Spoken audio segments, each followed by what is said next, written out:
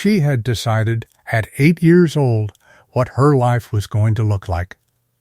Karina Peña grew up in La Paz, a coastal city on the tip of Baja California, in a family that was modest and close and shaped by the rhythms of a small Mexican town. Her mother, Sylvia, ran a beauty salon. Karina helped out, watched her mother work, and told anyone who would listen that she was going to marry an American man someday. Not a vague childhood wish, a specific directed ambition. She said it at 8 years old. She never stopped saying it. In the summer of 1993, a young man from San Diego named David Ditto arrived in La Paz on a college vacation. He spoke a little Spanish. Karina spoke no English. They noticed each other anyway. Sylvia Benitez was not immediately convinced. She would say later he was too good-looking. I asked him, why her? She is Mexican and has different customs. But the relationship survived the distance, survived the border between 2 countries and 2 languages, and within a year they had 2 weddings. A civil ceremony in La Paz with Karina's family, a traditional ceremony in San Diego with David's. Married August 1994. Karina Peña became Karina Ditto. She arrived in the United States speaking no English, knowing almost no one, in a city and a culture entirely foreign to her.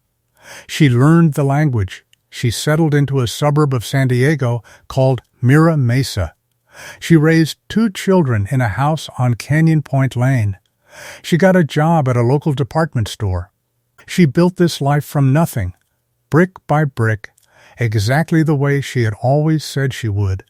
From the outside, it looked like the dream she had described at 8 years old had come true. From the inside, Karina was writing letters to her mother that told a completely different story.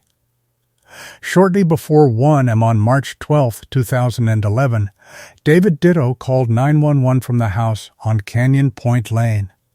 His wife had fallen down the stairs, he said. Please send an ambulance. First responders arrived to find Karina's bloodied, unresponsive body at the foot of the staircase. She died on March 14th at 9:40 p.m. She was 38 years old. Investigators believed from the start that this was not an accident. But the question that drove them for months was not only what David Ditto had done to his wife, it was what he had done to make sure that their 2 children, sleeping upstairs, never woke up to stop him. San Diego detectives would spend the next several years trying to prove what they believed from the moment they walked into that house, that this was not a fall, that it was a plan, and that the hardest part of proving it would not be the forensic evidence. It would be the fact that the only witnesses home that night were 2 children who slept through everything. Stay until the end. David Ditto sat down with CBS News and spoke about his marriage, his wife, and the night she died. There is one thing he said that tells you more about who he was than any forensic evidence in this case.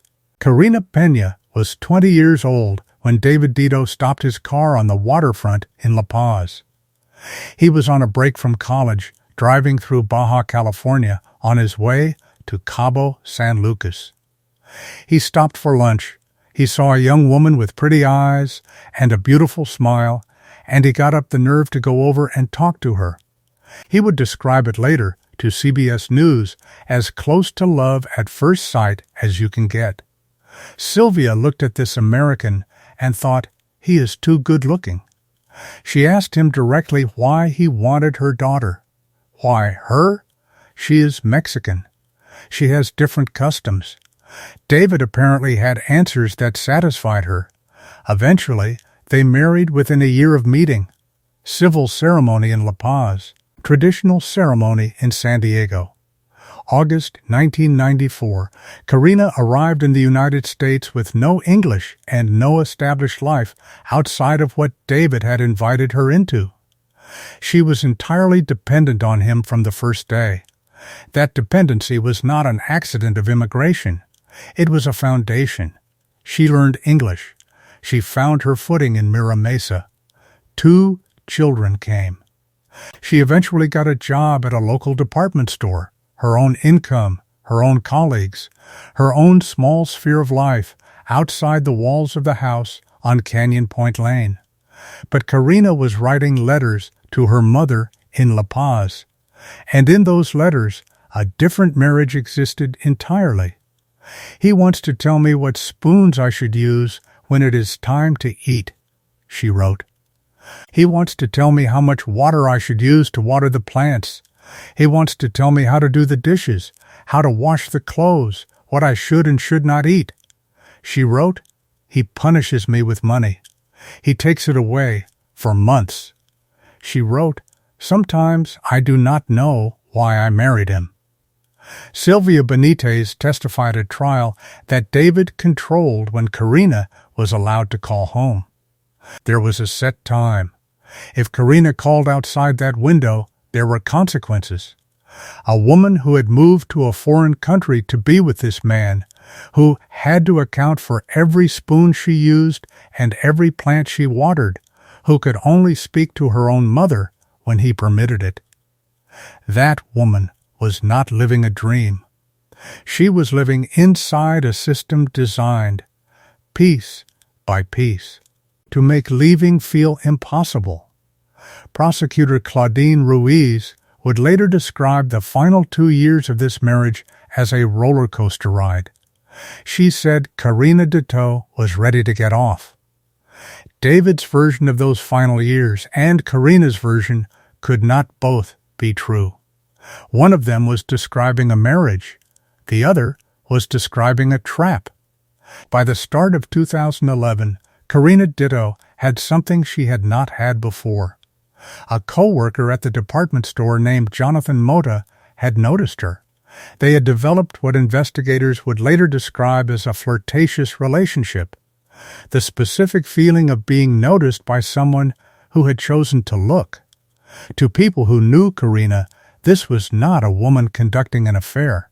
It was a woman remembering that she existed outside of what David Ditto had decided she was allowed to be. David knew about it. The federal court record confirms David was aware of the exchanges between Karina and her coworker in the months before her death. He knew Karina was posting photographs on social media. He knew Mota was responding to them. He knew what it meant. Prosecutor Ruiz told the jury precisely how he processed it. In Karina Ditto's life, she said, it was more about power and control. It was not until she started to break free from that relationship that he lost control. By August 2010, Karina had decided she was going to leave.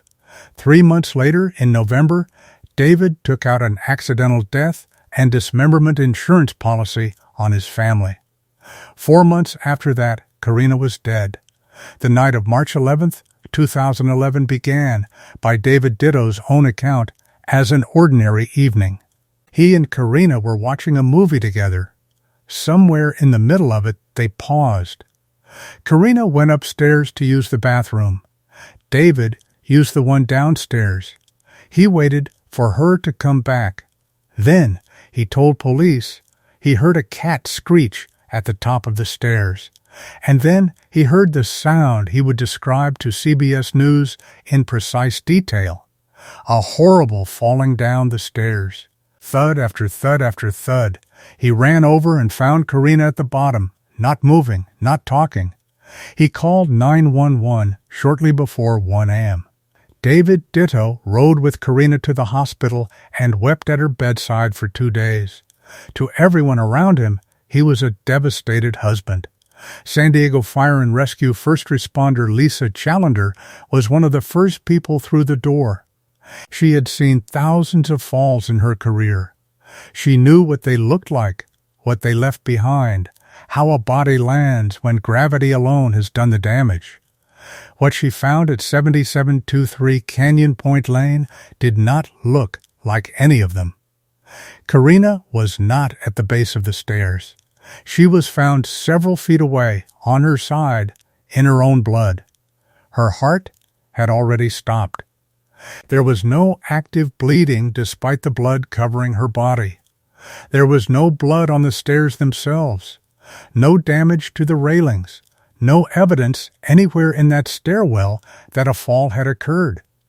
Challenger said, "I have probably seen thousands of falls, but they are not in cardiac arrest minutes after falling from 10 or 12 carpeted stairs. I have never seen that before." She called in police. What prosecutors would later lay out in methodical detail painted a picture no fall could explain. Bruising under Karina's scalp, her jaw, her lip, her tongue, her chin, her shoulders, arms, hands, legs, and shins, a fractured rib. Prosecutor Ruiz told the jury that a bruise on Karina's leg was consistent with a footprint. The prosecution's argument, David had not only beaten her, he had stomped on her. On David Ditto's face and neck, medical examiner Dr. Othan Mena noted scratches, consistent in his assessment with a woman clawing at someone who had her by the throat. Karina had fought. The evidence of it was on David Ditto's skin. Dr. Mena's conclusion was unambiguous. There were too many injuries to be explained by what we were told happened.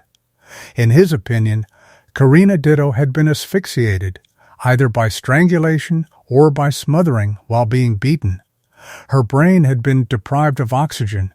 Her heart had stopped because someone had made it stop.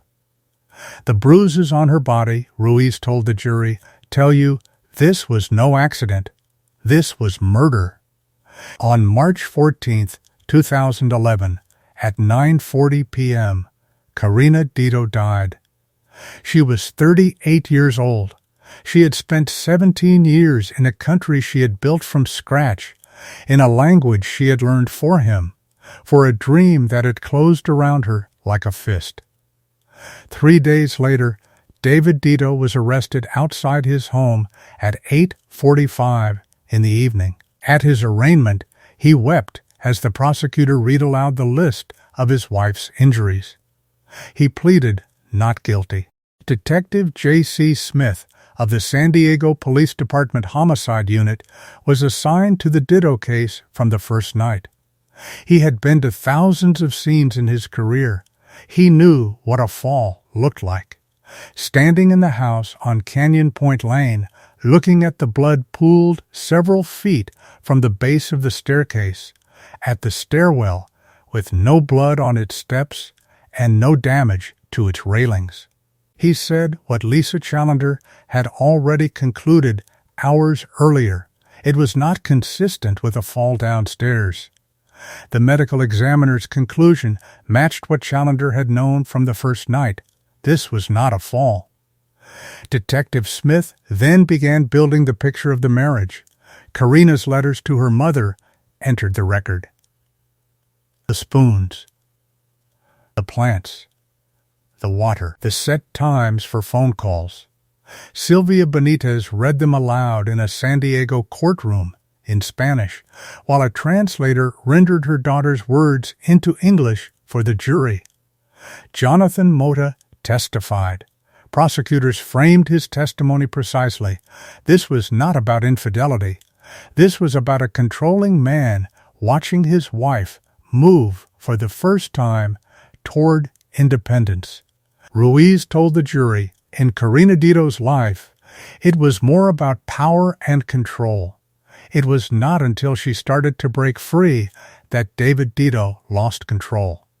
The insurance policy entered the record, taken out in November 2010, 4 months before Karina died.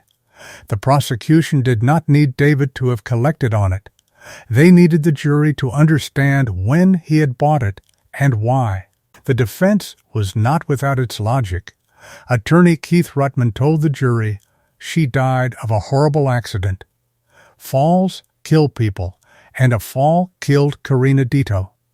He argued the Dittos were a close-knit family. He argued the blood on David's hands came from holding his unconscious wife. And then he made the argument the defense needed to make. He said, if it is a 1 in a million chance that Karina Ditto fell down the stairs and hit her head in just the right way, that still means it happened to 311 people last year. 1 in a million. Not to prove it happened that way, but to make 12 people uncertain enough that they could not rule it out. Prosecutor Ruiz answered that argument with the bruises, the fractured rib, the footprint on Karina's leg, the scratches on David's neck, the blood that was not on the stairs, the children who did not wake up. She said, the bruises on her body tell you this was no accident. This was murder. David Ditto took the stand in his own defense. He did not have to. In the United States, a defendant has the right to remain silent and make the prosecution prove its case without hearing a single word from him. But David chose to speak. He told the jury his version of March 11th, 2011, the movie, the cat, the stairs, the horrible sound of Karina falling, the moment he said he found her at the bottom, not moving, not talking, and tried to help her. He told it clearly. He told it calmly. He did not collapse under cross-examination in a way that made headlines. But there were things his story could not explain. The blood that was not on the stairs, the bruise prosecutors said looked like a footprint, the scratches on his neck, the children who slept through everything. The insurance policy bought 4 months before Karina died, and the marriage Karina had described letter by letter to her mother in La Paz. The jury deliberated. In October 2011, they returned with their answer, guilty of first-degree murder. David's family was stunned. His mother said afterward she never believed the jury would go that far, but the jury was not persuaded by the idea of a 1 in a million fall. They had heard too much. They had seen too much. And they had found a pattern. Then David sat down with CBS News. He answered questions about his wife, his marriage, the trial, and the night Karina died. He was composed. Articulate, controlled, and then correspondent Maureen Maher asked him about the worst argument he and Karina had ever had. David confirmed it himself. During that argument, Karina had asked him, "Do I make you sick? Do I sicken you?" And David told his wife yes. Years before she died, she had asked the man she followed across a border whether he was disgusted by her. And he said yes. Then, years later, he sat in front of a camera and said it again. What the trial revealed about David Ditto was not simply a marriage that became unhappy. It was a marriage built around control. Karina arrived in the United States speaking no English, knowing almost no one, with no income of her own and no independent life outside of what David provided. That dependency was not just part of immigration. In this marriage, prosecutors argued it became part of the structure. Karina's letters describe the details of that structure: the spoons, the plants, the water, the dishes, the food, the phone calls to her mother, the money taken away for months at a time. Individually, those details sound small. Together, they describe a life where even ordinary choices required permission. For years, that system held. Then, Karina started working. She had her own job, her own income, her own co-workers, her own small world outside the house on Canyon Point Lane. And when Jonathan Mota noticed her, prosecutors said David saw something he could not control. By August 2010, Karina had decided she was going to leave. 3 months later, David bought an accidental death and dismemberment insurance policy. 4 months after that, Karina was dead. This was the pattern the jury accepted: not one bad night, not one sudden accident, but years of control narrowing around a woman who had finally started moving toward the door. Karina knew her life was not safe, not because she knew she would die, but because she understood the system she was trapped inside. She had children. She was far from home. She was living in his country, in his language, under his roof, inside a life he had helped design around her dependence. She was not weak. She was trying to leave carefully. She almost made it. On July 12, 2012, Judge Kenneth So sentenced David Ditto to 25 years to life. He called it a tragic case. Tragic for Karina. Tragic for the children. David was admitted to prison on August 6, 2012. He has maintained his innocence. His conviction survived appeal. Under the terms of his sentence, he will not be eligible for parole until 2037, when he will be about 70 years old. But the detail that stays with this case is not only the sentence, it is the ordinariness of the night itself. David told CBS News that he and Karina had been watching Braveheart, one of her favorite movies. A Friday night, a house in Mira Mesa, 2 children upstairs, a film playing in the living room. Then the movie paused. Karina went upstairs. David went to the downstairs bathroom. And Karina never came back. Their children lost their mother. Their father was arrested the next evening. They have not spoken publicly. They were 14 and 10 years old, asleep upstairs, while the life they knew disappeared beneath them. After the trial, Sylvia Benitez returned to La Paz. Back to the beauty salon, back to the city where Karina had grown up saying she would marry an American man and build a life across the border. Sylvia told CBS News she still felt guilty. She wondered whether, if she had told her daughter to pack her things and leave, Karina might still be alive. But that is the cruelty of cases like this. The question becomes, why didn't she leave? And that is the wrong question. Karina wrote letters for 17 years describing a life where every spoon, every plant, every phone call, every small act of independence could become a battle. She stayed not because she was blind and not because she was weak. She stayed because leaving was not one decision. It was a structure she had to dismantle piece by piece. She had begun to do that. A job, a paycheck, a life outside the house, a decision to leave. She almost made it. So the question this case leaves behind is not why Karina stayed. It is why we keep building worlds where leaving is the most dangerous thing a woman can do. If this story moved you, give it a like, share it to raise awareness, comment your thoughts, and subscribe to follow more real-life true crime cases.